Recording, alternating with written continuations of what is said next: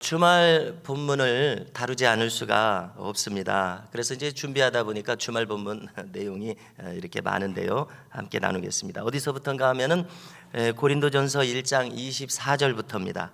그래서 이 내용을 읽어보면서 느끼는 점은 바울은 이 짧은 골로새서에서 정리하고 싶은 것을 간추려서 이 주제별로 아주 짧게 해서 다 다루면서 핵심만 간추려서 나누고 있다, 이런 생각을 하게 되었습니다.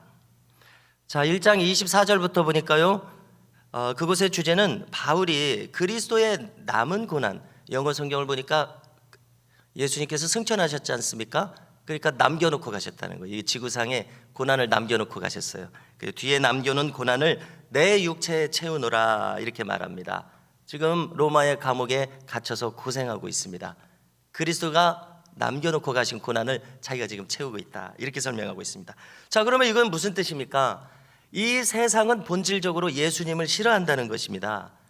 참 신앙을 가지고 살아가려면 핍박이 온다는 것입니다. 예를 들어서 요한 웨슬리가 떠올랐습니다. 그는 영국에서 말을 타고 전도하는데 가는 동네마다 박해를 받았습니다. 그가 말을 타고 가는데 막 사람들이 비난하면서 돌을 던집니다. 이 사람들은 주로 성공의 사람들입니다. 영국 교회는 성공회밖에 없지 않습니까?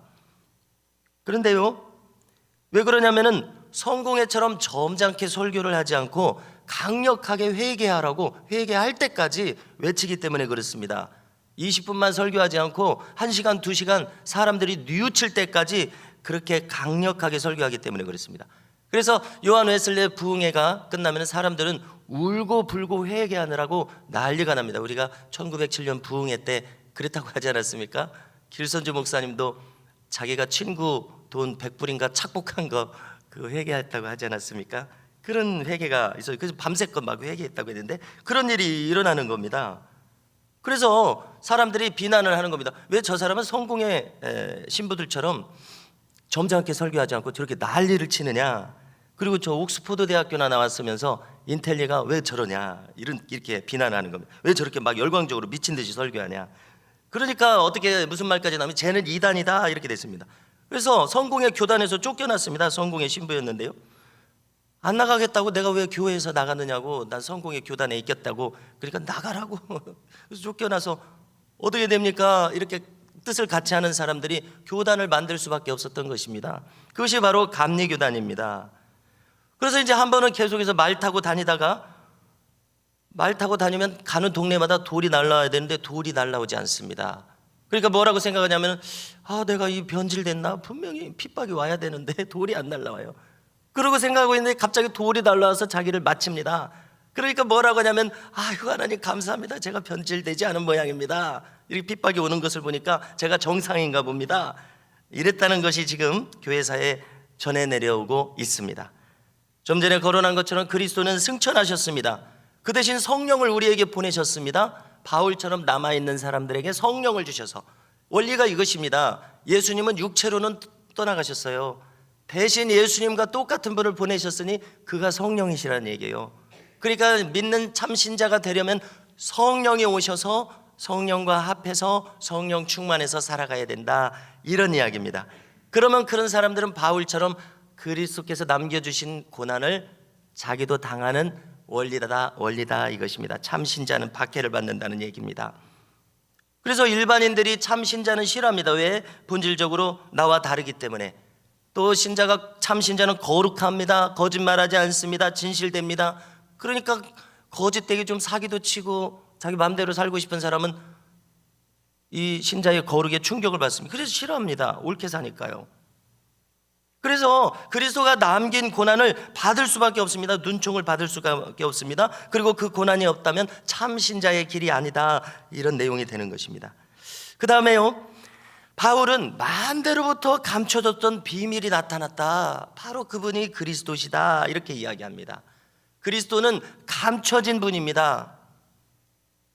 그래서 일반 사람들은 예수님을 알아보지를 못합니다.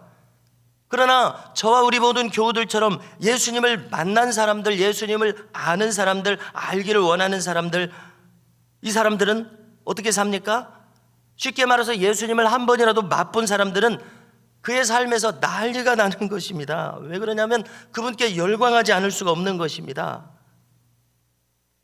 쉽게 말해서 예수님이 미치도록 좋은 현상을 경험하게 되기 때문에 그렇습니다. 예수님께 미치는 것입니다. 그렇게 되지 않고 어떻게 예수님을 잘 믿을 수가 있겠습니까? 그래서 이 비밀을 깨달은 사람은 이 성경이 그대로 다 믿어지는 것입니다.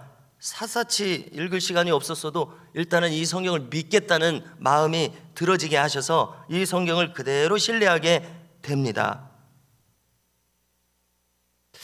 그래서 이 비밀을 깨달은 사람들은 비밀을 더 알기를 원하고 이 비밀대로 믿고 행하면서 살기를 원합니다. 이 길이 생명의 길인 것을 알고 이렇게 열광하고 집중하게 되는 것입니다. 사도 바울은 이 그리스도를 아는 것이 비밀이다 이렇게 얘기했습니다. 오늘날도 여전히 마찬가지입니다. 여전히 많은 사람들에게 예수 그리스도는 알려지지 않고 비밀로 남아 있습니다. 그런데 이 비밀을 깨달은 이와 같이 우리 새벽기도 모이신 우리 모든 교우들께서는 이 예수님께 집중하지 않을 수가 없다는 것이 사도 바울의 말입니다. 이제 2장 초반부로 가겠습니다. 2절 중간을 보니까 바울은 자기가 이렇게 감옥에 갇히면서 애쓰고 힘을 쓰는 이유가 있다고 이야기합니다. 그것은 첫 번째로, 말이 좀 어렵습니다만 확실한 이해의 모든 풍성함을 너희들에게도 나눠주려는 것이다. 두 번째로, 그리스도 안에 지혜와 지식의 모든 보화가 감춰져 있다. 이 두 가지 이유 때문에 이렇게 애쓰고 힘쓰고 있다고 이야기합니다. 여러분, 우리 인류 역사상 많은 책들이 있고 많은 이론과 사상들이 있습니다만 이 정도의 자신감과 이 정도의 확신으로 가르치는 교훈은 없습니다. 모든 이해의 뭐라고 그랬습니까? 확실한 이해의 모든 풍성함을 갖고 있다. 이런 자신감을 가진 가르침은 없습니다. 그리고 그리스도 안에 모든 지혜와 지식의 보화가 숨겨져 있다. 이거는 맛보지 않은 사람, 알지 않는 사람은 이렇게 말할 수가 없습니다. 이렇게 말하는 사상과 철학은 없습니다. 자, 첫 번째로 우리의 신앙 지식이 엄청나게 풍성하다고 이야기하고 있습니다. 이렇게 표현하면 될 것 같습니다. 영적인 부자가 되는 길입니다. 영적인 거부가 되는 길입니다. 이삭이 샘을 파서 당년에 100배의 결실을 내서 그가 거부가 된지라 라고 이야기했습니다. 하나님이 그와 함께 하시니까 그가 이 지상의 육신 생활에서도 농사를 져서 100배를 얻게 하셔서 거부가 되게 하신 것처럼 사도 바울이 말하는 것은 영적 지식, 이 구원을 얻는 이 생명의 지식의 이 이해의 풍성함이 엄청나다는 것입니다. 무궁무진하다는 것입니다. 그래서 우리가 새벽마다 말씀을 들어도 주일마다 말씀을 들어도 항상 새롭고 더 있는 것처럼 느껴지지 않습니까? 더 알고 싶고. 왜 그렇습니까? 확실한 이 지혜와 지식의 이 이해가 엄청나게 풍성하기 때문에 그렇습니다. 두 번째라고 했습니다만 내용은 같습니다. 그리스도 안에 지혜와 지식의 모든 보화가 감춰져 있습니다. 그리스도 안에 감춰져 있습니다. 자, 그래서 우리의 신앙생활은 여기 계신 모든 분들의 문벌이 기준이 아닙니다. 학력이 기준이 아닙니다. 그 사람이 잘생겼는가 외모가 기준이 아닙니다. 무엇이 기준이고 가장 중요한 것입니까?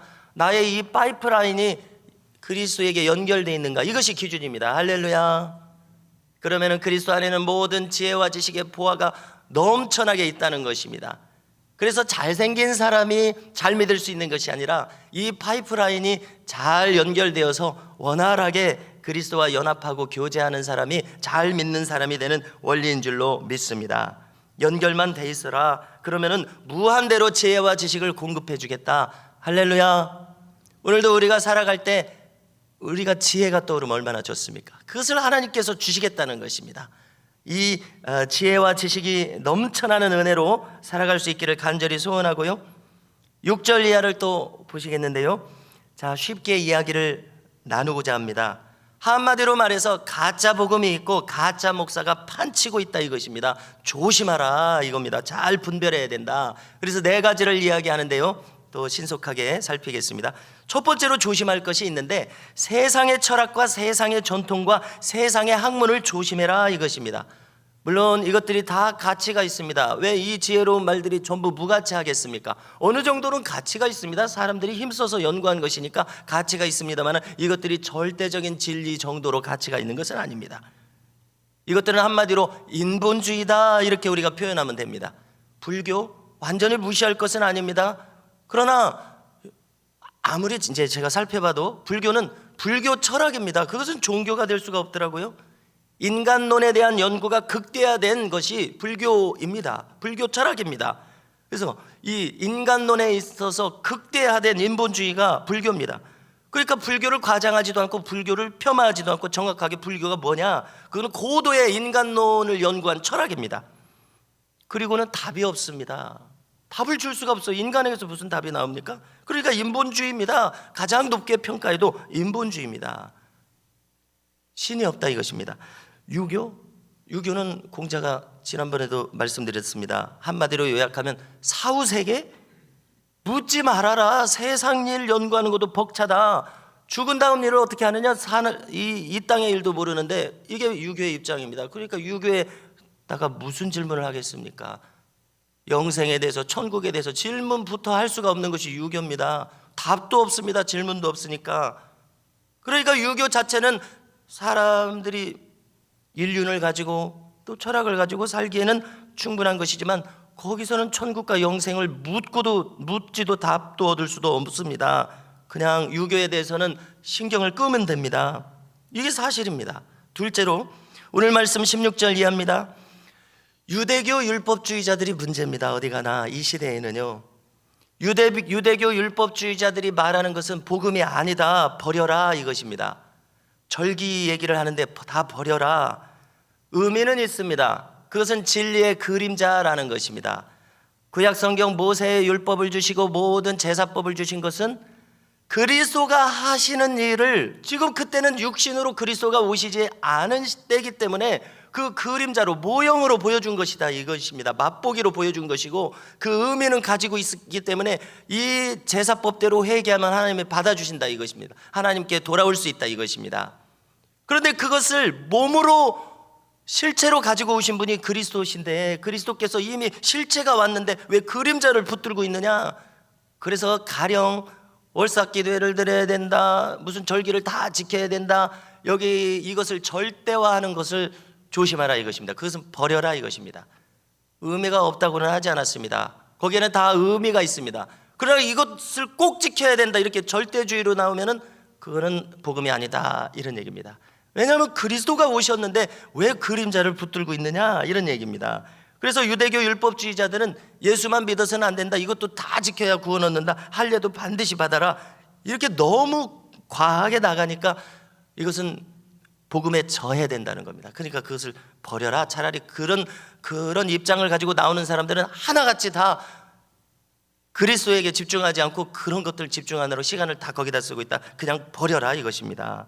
이런 얘기고요. 세 번째로 이것이 바로 오늘 말씀 18절 이하입니다.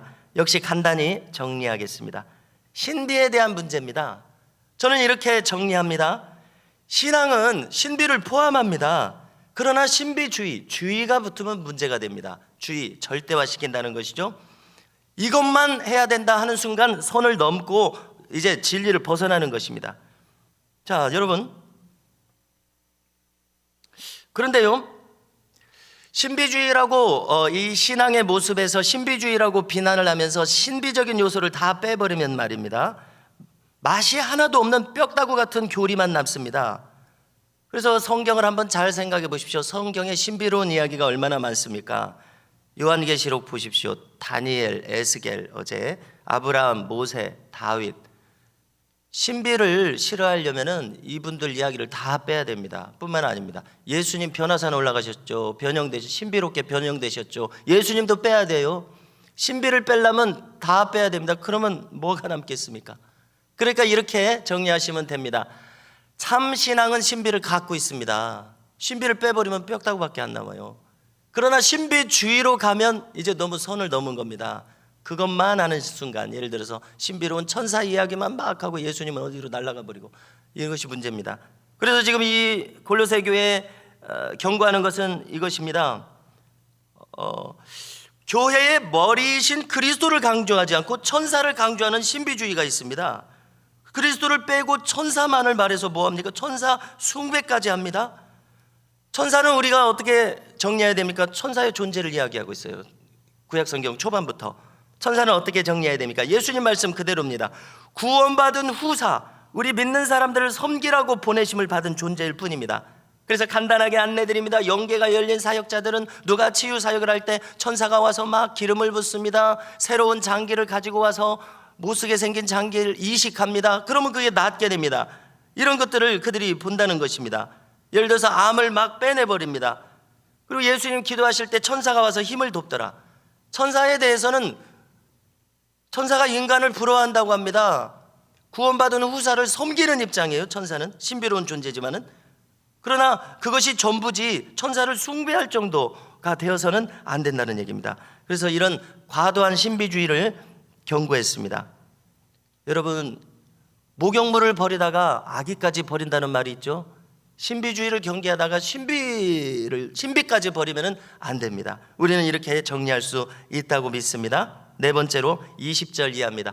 이번에는 금욕주의입니다.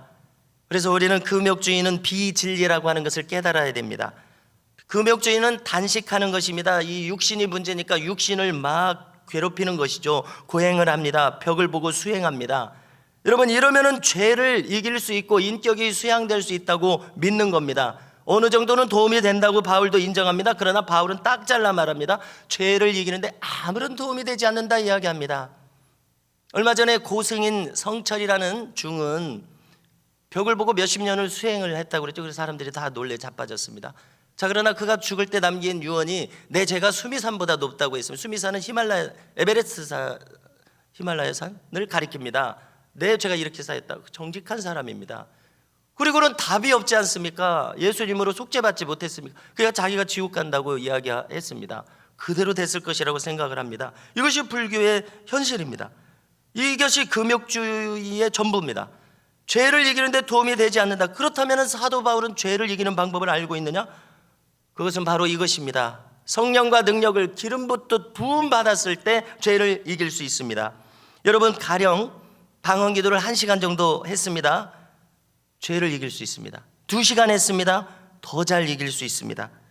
왜냐하면 그 정도 기도할 때는 내가 수동적으로 성령께 사로잡혀 버리기 때문에 죄를 이길 힘이 나 스스로 생기는 것을 내가 느끼게 됩니다. 그러면 이 성령의 은혜에 사로잡히는 것은 하루가 갑니다. 그러면 내일도 내가 그렇게 성령께 사로잡히는 기도로 나아갑니다. 그러면 내일도 죄를 이길 수 있습니다. 왜냐하면 내 안에 계신 성령께서 죄를 생각나지도 하지 않게 하시고 죄를 당했을 그것을 이길 힘을 주시기 때문에 그렇습니다. 그러나 머릿속으로만 기도하거나 똑같은 신앙인이라도 성령께 사로잡히지 않을 때는 순식간에 무너지기 쉽습니다. 이것을 우리가 경험하지 않습니까? 그래서 우리가 성령께 사로잡히는 기도가 나에게 있을 때 수많은 중독을 이길 수 있습니다. 게임 중독, 도박 중독, 술 중독, 성 중독, 이런 것을 이길 수 있습니다. 방언 기도 2시간 정도 해보십시오. 생각이 나지도 않습니다. 바울이 이것을 말하는 것입니다. 금욕주의로 죄를 이길 수 있는 것이 아니라 성령으로 충만했을 때, 예수로 충만했을 때, 말씀으로 충만했을 때, 기도로 충만했을 때는 죄를 이길 힘이 생기더라는 것입니다. 이와 같은 은혜와 능력이 우리 모두에게 오늘도 넘치시기를 주님의 이름으로 축복합니다.